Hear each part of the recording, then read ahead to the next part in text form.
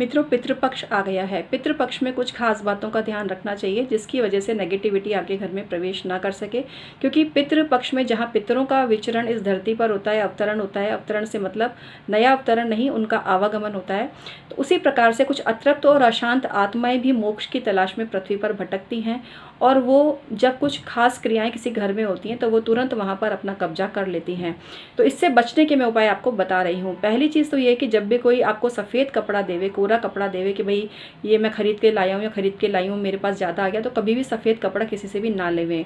किसी के भी घर की आई हुई खीर आपको नहीं खानी चाहिए। किसी के भी घर से आई हुई सफ़ेद मिठाई इस दौरान बिल्कुल भी नहीं खानी चाहिए।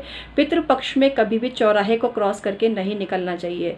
पितृपक्ष जब चल रहा है तो इस दौरान मीठा खाकर घर से नहीं निकलना चाहिए। पितृपक्ष में दोपहर को 12 बजे और रात को 12 बजे कुछ भी नहीं खाना चाहिए, और इस दौरान श्रृंगारिक कोई भी काम नहीं करना चाहिए।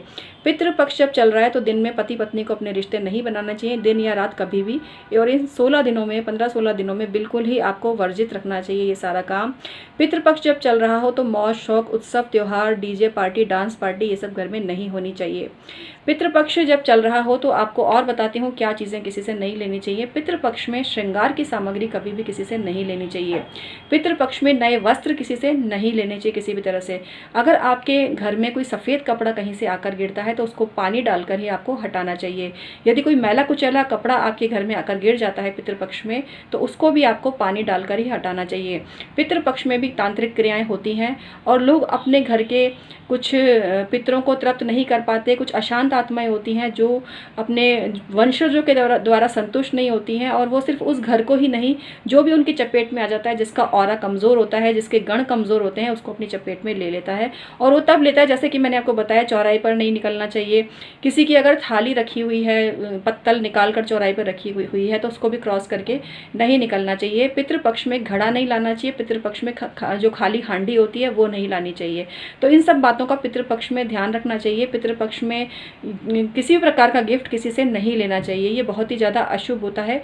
और श्रृंगार की सामग्री तो पितृपक्ष में कभी किसी से नहीं लेनी चाहिए। कई बार कोई अशांत आत्मा होती है और वो आत्मा दूसरे पर अटैक कर सकती है। इसके अलावा पितृपक्ष में जब आप पाटा वगैरह बिछाते हैं और अपने पितरों का आह्वान करते हैं तो ये काम बहुत ही सावधानी पूर्वक करना चाहिए, क्योंकि ऐसा भी कहा गया है कि उस पाटे पर कोई अतृप्त आत्मा भी आकर बैठ सकती है जो परिवार की विनाश का कारण बन सकती है। तो आपके ही पूर्वजों को स्थापित करें, आपके ही पूर्वज पाटे पर आकर बैठें। इसके लिए किसी योग्य तांत्रिक या योग्य ज्योतिषी से परामर्श आपको अवश्य ही ले लेना चाहिए। आज का वीडियो समाप्त करती हूँ। मैं हूँ डॉक्टर उमाश्री, आपको बहुत आशीर्वाद देती हूँ और उम्मीद करती हूँ इस चैनल को आपने अब तक सब्सक्राइब कर लिया होगा। मित्रों, यही वो जगह है जहाँ आपको एकदम सटीक जानकारी दी जाती है। मेरे 23-24 वर्षों के जो ज्ञान है उसका प्रवाह मैं आप तक प्रेषित करती हूँ। बिना देरी की अपनी कुंडली का परामर्श लीजिए, क्योंकि 2021 आने वाला है, वो 5 का अंक है, और उसमें बहुत सी संभावनाएं बनती हैं कि आपका बिजनेस अच्छी ग्रोथ को पहुंचे, क्योंकि ये साल बहुत बर्बादी वाला रहा है, बहुत मनहूस रहा है, अशुभ रहा है। और कुछ लोगों को फलीभूत हुआ है, बहुत लोगों को फ़ायदा भी हुआ है, लेकिन ज़्यादातर केस में इस जो साल है इसने परेशान ही किया है। तो 2021 में परेशानियों से बच सकें उसके लिए कुंडली परामर्श तुरंत लीजिए। किसी भी प्रकार की आपकी समस्या है उसका निवारण हम जरूर बताने की चेष्टा करेंगे, लेकिन उपाय आपको ही करने पड़ेंगे, तभी बात बनेगी। तो बिना देरी के संपर्क करिए। वक्त हाथ से खिसकता जा रहा है, किस बात का वेट कर रहे हो आप? सही जगह जुड़ो। और देखो, मैं फ़ोन पर उपलब्ध नहीं हूँ। जो लोग फ़ोन पर उपलब्ध होते हैं वहाँ भी प्रॉब्लम है कि एक ही आदमी के 10 लोगों ने नंबर डाल रखे हैं, कौन असली कौन नकली, आप इसमें उलझ के रह जाओगे। क्या पता आपका पैसा किसी नकली के पास पहुँच जाए। तो इसीलिए ईमेल आईडी सबसे सुरक्षित है, और यहाँ कोई डर आपको नहीं है। जो ईमेल आईडी में हम आपको अकाउंट नंबर देंगे बस वहीं आपको पैसा जमा कराना है। तो किसी प्रकार का कोई भय आपको नहीं है। आपकी जो जानकारी है पूर्ण रूप से हम गोपनीय रखते हैं।